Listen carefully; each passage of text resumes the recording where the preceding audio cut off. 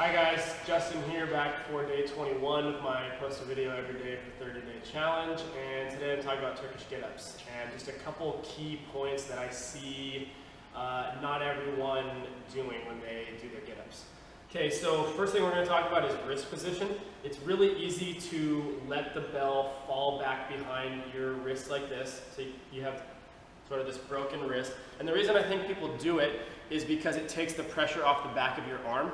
But what we're looking for to really be able to stabilize and do the most weight overhead as we can is to keep your wrist in line. So I always think about like I'm trying to punch the ceiling.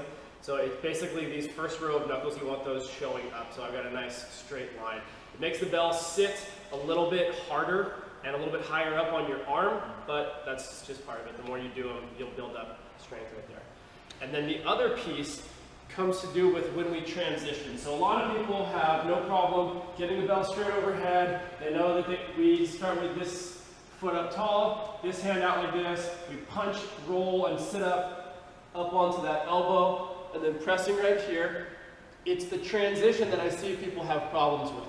Okay, so we get the hips nice and high and bring this foot through. And if you notice, the position I'm in right here, it's kind of like a square.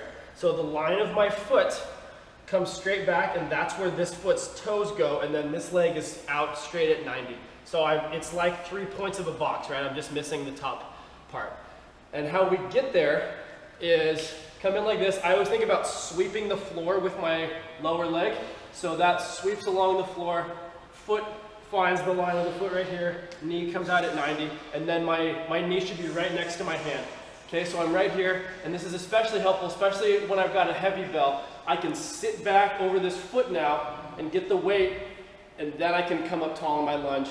We unwind and stand in it, okay? And then same thing coming back down. So we find that outside of the box, swing it to make the box right there, and come down like this, okay? And then the whole thing in rewind. I'm gonna do one with the weight, just so we can talk about things. Okay, so everything remains the same. We've got that nice strong wrist position. Arm comes out here, we roll and punch up onto the hand. And now you'll notice I'm watching the weight the whole time. Watching it straight overhead is gonna help me stabilize. We do get to look away, but not quite yet, right? So we pick the hips up, there we scoop the floor.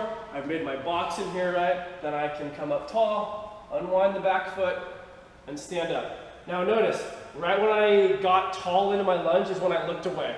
Okay, so I was watching it all through here. As soon as I get up tall and unwind that foot and I'm ready to stand, then I look straight ahead to come back down, or to stand up. Same thing when I come back down.